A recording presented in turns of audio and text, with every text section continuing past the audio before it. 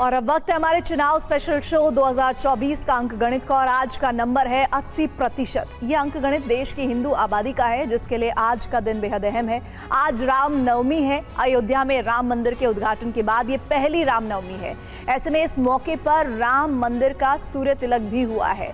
रामलला का सूर्य तिलक किया गया है जिसका लाइव प्रसारण प्रधानमंत्री नरेंद्र मोदी समेत पूरे देश के लोगों ने देखा। वैसे तो धर्म के नाम पर वोट मांगने की मनाही है, लेकिन चुनाव का सच ये है कि वोट बैंक की राजनीति चाहे इस तरफ हो या उस तरफ, हर राजनीतिक दल धार्मिक मुद्दों को भुनाने में कोई कसर नहीं छोड़ता।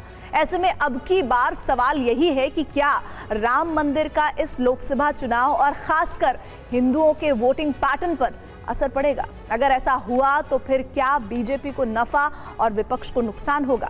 आइए आपको इसका पूरा अंक गणित समझाते हैं।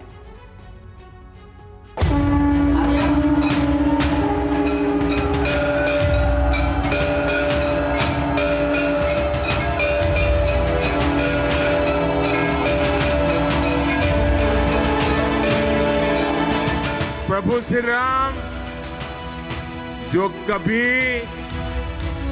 टेंट में रहते थे, आज भव्य मंदिर में सूर्य किरणों ने उनके मस्तक का अभिषेक किया है।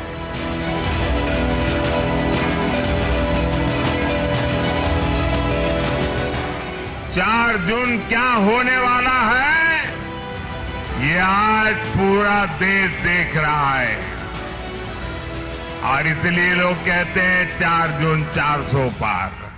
4 जून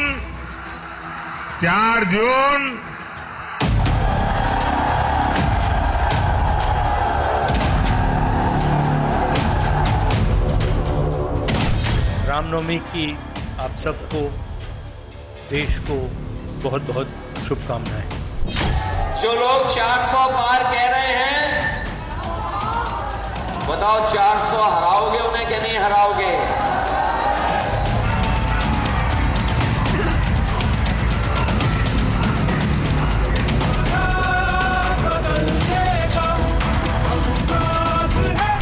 सत्ता रावण के पास थी, भगवान राम के पास नहीं थी। सोने के महल में रावण रहते थे, भगवान राम वनवास में थे। मैंने तो कभी किसी की पूजा नहीं की। मैं तो भगवान का नाम लेता हूँ, असली भक्त हूँ भगवान। मैं दिखावा नहीं करता, मैं पाखंडी नहीं हूँ। पाखंडी लोग ये सब करते हैं। कोई पाखंड कहे तो ये उसके मन के अंदर की, उन पार्टियों के मन के अंदर, उस गठबंधन के मन के अंदर की जो भावना है भारतीय संस्कृति के प्रति अवमानना की, वो बहुत साफ दिखाई पड़ता है। 22 जनवरी को अयोध्या में राम जन्मभूमि पर भव्य और दिव्य राम मंदिर का उद्घाटन हुआ और अब प्राण प्रतिष्ठा समारोह के बाद 17 अप्रैल को पहली राम नवमी पर रामलला का सूर्य तिलक हुआ। तो मर्यादा पुरुषोत्तम भगवान श्री राम के करोड़ों भक्तों के लिए यह अवसर भाव विभोर कर देने वाला था। तब प्रधानमंत्री नरेंद्र मोदी प्राण प्रतिष्ठा समारोह में खुद मौजूद थे, यजमान थे और अब उन्होंने पूर्वोत्तर के आसमान में हवाई सफर के दौरान रामलला के सूर्य तिलक का लाइव प्रसारण देखा।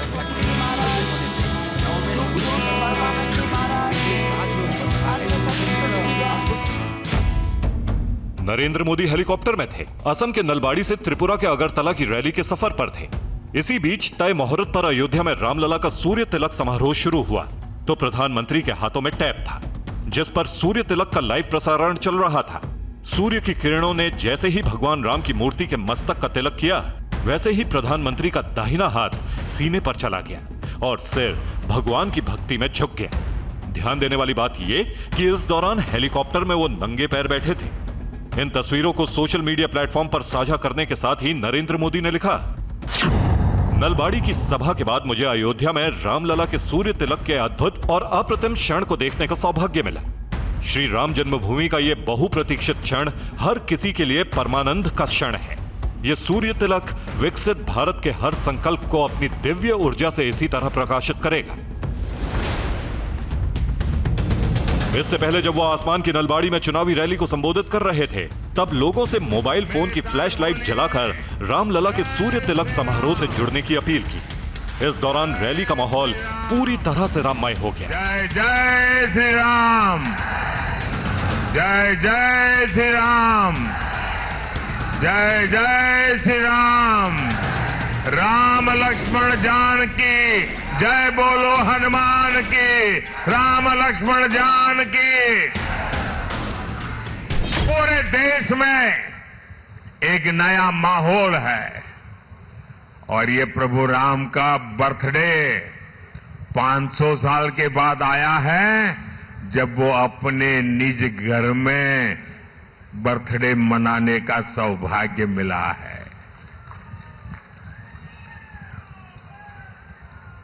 बोले प्रभु रामचंद्र की, प्रभु रामचंद्र की, सियावर रामचंद्र की, सियावर रामचंद्र की।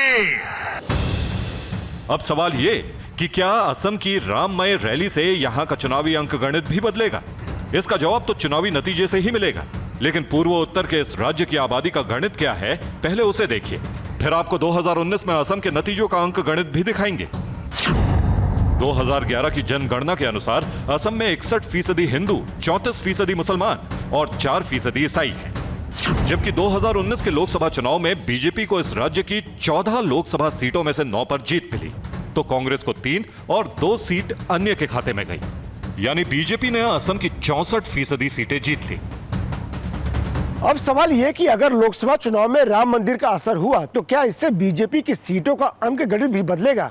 क्या इससे मतदाताओं का बड़ा समूह प्रभावित हो सकता है और विपक्ष का वो दावा सही साबित हो सकता है जिसमें बीजेपी पर राम मंदिर के राजनीतिकरण के आरोप लगाए जाते हैं? अभी ऐसे सवालों के जवाब में सिर्फ अटकलें लगाई जा सकती हैं, क्योंकि राम मंदिर मुद्दा बनेगा या नहीं, इसका सटीक आंकलन अभी मुश्किल है।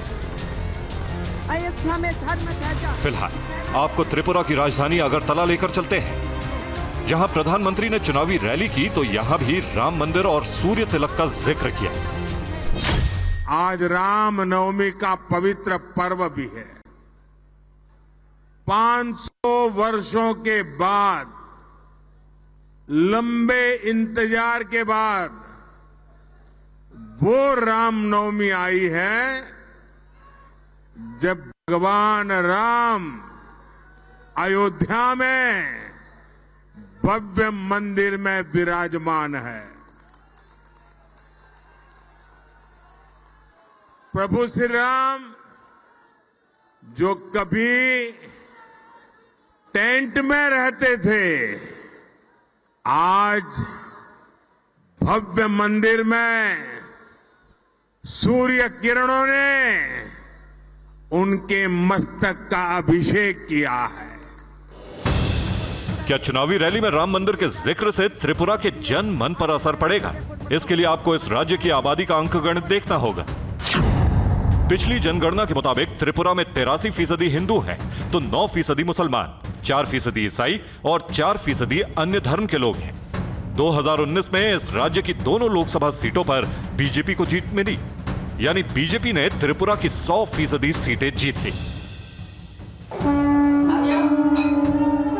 रामनवमी का त्योहार है। भगवान राम में आस्था रखने वाले लोग देश के सबसे बड़े वोट बैंक हैं। ऐसे में हर नेता चुनावी माहौल में राम का नाम और सियासी काम दोनों एक साथ कर रहे हैं। जिस उत्तर प्रदेश में भगवान राम की जन्मभूमि है, उसी प्रदेश के गाजियाबाद में कांग्रेस और समाजवादी पार्टी के सबसे बड़े चेहरे राहुल गांधी और अखिलेश यादव ने प्रेस कॉन्फ्रेंस की तो कहा क्या, दोनों नेताओं को सुनिए। सबसे बड़ा बेरोजगारी, दूसरे नंबर पर महंगाई, भागीदारी, मगर बीजेपी 24 घंटा डिस्ट्रैक्शन करने में लगी रहती है। कभी प्रधानमंत्री समुद्र के नीचे चले जाते हैं, कभी आसमान में सी प्लेन पे चले जाते हैं, मगर जो मुद्दे हैं उनके बारे में न प्रधानमंत्री न बीजेपी बात करती है। पहले चरण का चुनाव उत्तर प्रदेश का होने जा रहा है और जो पश्चिम से हवा चल रही है वो पूरे के पूरे उत्तर प्रदेश और देश के माहौल को बदलने जा रही है। इस बार भारतीय जनता पार्टी को गाजियाबाद से लेकर के गाजीपुर तक इंडिया गठबंधन सफाया करने का काम करेगा। उत्तर प्रदेश की राजनीति में जिसे कभी दो लड़कों की जोड़ी का नाम दिया गया था, उनके एक बार फिर लोकसभा चुनाव में साथ आने और साझी प्रेस कॉन्फ्रेंस करने पर बीजेपी ने क्या जवाब दिया है, उसे सुनना भी जरूरी है। आपको उत्तर प्रदेश की सीमा गाजियाबाद से गाजीपुर तक ही क्यों नजर आई? गौतम बुद्ध नगर से भगवान गौतम बुद्ध की परिनिर्माण स्थली कुशीनगर तक क्यों नहीं नजर आई? आपको वो सीमा गौतम बुद्ध से कुशीनगर तक नजर नहीं आई? आपको सहारनपुर से बलिया तक नजर नहीं आई? मगर लगता है शायद गाजियाबाद और गाजीपुर वर्ड बोलते समय आपके मन में कोई दूसरा भाव रहता होगा। तो ये दोनों लोगों के मन में जो भावना है वो सभी समझ सकते हैं। उत्तर प्रदेश की आबादी और पिछले लोकसभा चुनाव का अंक गणित भी आपको दिखाएंगे। अभी आप रामनवमी पर अयोध्या धाम में धर्म और आस्था के कुंभ जैसी तस्वीर देखिए। रामनवमी के अवसर पर भगवान की विशेष पूजा हुई। राम मंदिर में रामलला का सूर्य तिलक हुआ तो इसका साक्षी बनने श्रद्धालुओं का समंदर उमड़ पड़ा।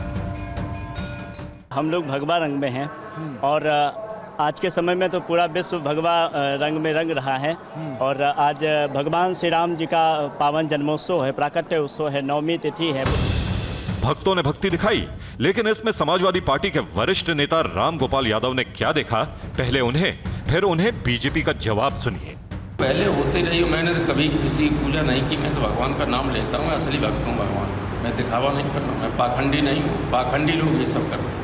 अपने को भक्त बताते हुए भी पाखंड की बात कह रहे हैं। मुझे लगता है कि इतना वैज्ञानिक अवसर को यदि कोई पाखंड कहे तो ये उसके मन के अंदर की, उन पार्टियों के मन के अंदर की, उस गठबंधन के मन के अंदर की जो भावना है भारतीय संस्कृति के प्रति अवमानना की, वो बहुत साफ दिखाई पड़ता है। कांग्रेस नेता प्रियंका गांधी रामनवमी के दिन सहारनपुर में थी। यहां उन्होंने कांग्रेस उम्मीदवार इमरान मसूद के पक्ष में रोड शो के दौरान क्या कहा, गौर से सुनिए। सत्ता रावण के पास थी, भगवान राम के पास नहीं थी। सोने के महल में रावण रहते थे, भगवान राम वनवास में थे। भगवान राम लड़े, सत्य के लिए लड़े, और क्योंकि सत्य के लिए लड़े, सच्ची श्रद्धा के साथ लड़े, क्योंकि परोपकार था उनमें, क्योंकि उन्होंने हमेशा जनता को सर्वोपरि रखा, जनता की सेवा करी। इसीलिए आज भी हम भगवान राम को पूजते हैं।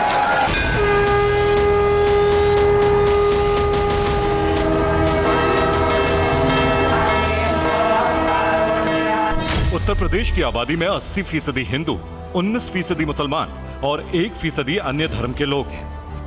2019 के लोकसभा चुनाव में इस राज्य की 80 लोकसभा सीटों में बीजेपी और अपना दल गठबंधन को 64, बीएसपी और एसपी गठबंधन को 15 और कांग्रेस को 1 सीट मिली थी। यानी यूपी में बीजेपी गठबंधन का स्ट्राइक रेट भी ठीक 80% था।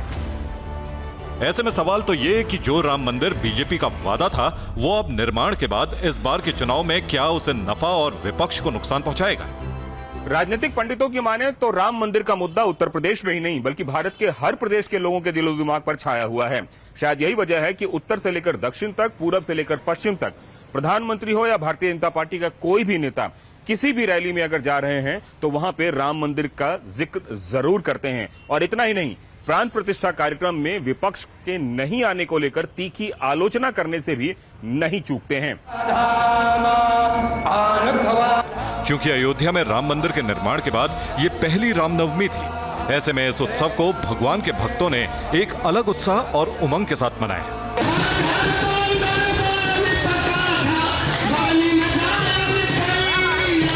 देश भर के मंदिरों में रामनवमी के अवसर पर श्रद्धालुओं की भारी भीड़ उमड़ी। शहर शहर शोभा यात्रा भी निकाली गई। आपके सामने दिल्ली, मुंबई, पटना, जयपुर, सूरत, बेंगलुरु, हरिद्वार और कटरा की तस्वीरें हैं, जहां भगवान राम के भक्तों ने अपने अपने अंदाज में रामनवमी का जश्न मनाया। ढोल की थाप पर जो लोग इसमें शामिल हो रहे हैं शोभा यात्रा में, वो झूमते नजर आ रहे हैं। मध्य प्रदेश के पूर्व मुख्यमंत्री और विदिशा लोकसभा सीट से बीजेपी उम्मीदवार शिवराज सिंह चौहान तो खुद भजन में लीन नजर आए। मध्य प्रदेश की आबादी में हिंदुओं की तादाद 91% है तो मुसलमानों की 7%। 2019 के लोकसभा चुनाव में यहां की 29 लोकसभा सीटों में बीजेपी ने 28 सीटें हासिल की तो कांग्रेस को सिर्फ 1 सीट मिली। यानी मध्य प्रदेश में बीजेपी का स्ट्राइक रेट करीब 97% था।